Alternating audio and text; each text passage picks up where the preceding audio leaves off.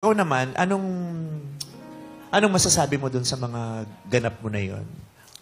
Sa that time po kasi parang naguluhan na rin po ako that time.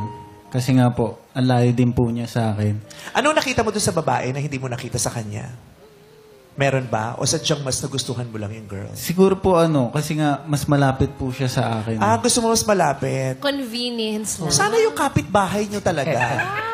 Pero Aaron, kung gusto mo mas malapit, bakit pinili mo pa rin si Abby?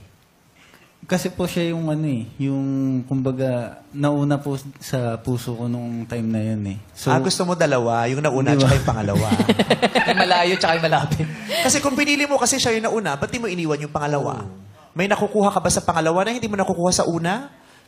siguro po yung yung time na madalas po din kami magkasama. Kasi kaklase ko rin po siya eh. So pag nandoon ka, at least may kasama ka. Pag malayo naman, may kasama ka pa din. Ganda yun Then joke lang. And then, maybe he was just immature at the time. Oo. Diba?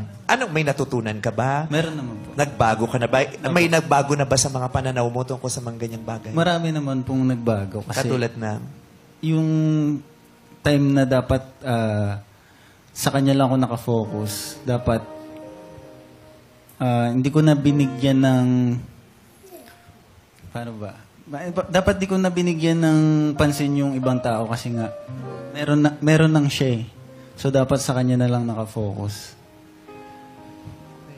Yun po. Natalo siya sa pagsubok ng pagmamahalan nilang dalawa. Sa tukso. Tukso. Natukso siya. Oo. Are you a better man now? 6 years after. I would say yes po. Bakit? Ano ka na ngayon? Ang dami na rin pong napagdaanan sa buhay na mapaparealize ka na lang na dapat pala hindi ganun. So, yun po. Naging kayo ba nung taga Laguna? Hindi ko rin po tinuloy eh. Bakit naman? Sino ba nakipag-break sa inyo ni Abby? Ako po. Ikaw. Kasi hindi ko na rin po talaga yung kinaya kasi at sabay-sabay na rin po yun sa school, ganun po. Tapos mga magulang ko parang pinapressure ako, huwag ka magjawa, ganun. Nung brinik mo siya, may relief ka? Gumaan ang kalooban mo? O bumigat? Yung sa una po, syempre, sobrang labag din po sa loob ko. Tapos ang sakit po, ganun. Parang first time ko lang din po naramdaman yun. Bad trip, no? Yung... Di ba pag ganyan, yung nagkalokohan, tapos makikipag-break ka, di ba ikaw makikipag-break? Sana, di ba kaya ka nakikipag-break kasi yun ang pamamaraan din para maipagtanggol mo naman yung sarili mo, di ba? Pero pagkatapos nun, hindi pa din naman nababawasan yung sakit, no? Masakit pa din.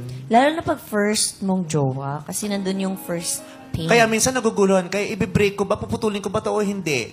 Kasi pag pinutol ko to, mas masasaktan ako eh. Pero pag hindi ko pinutol, binigyan ko ng chance, baka mas maligaya ako. Diba? Kaya pinipilit mong bigyan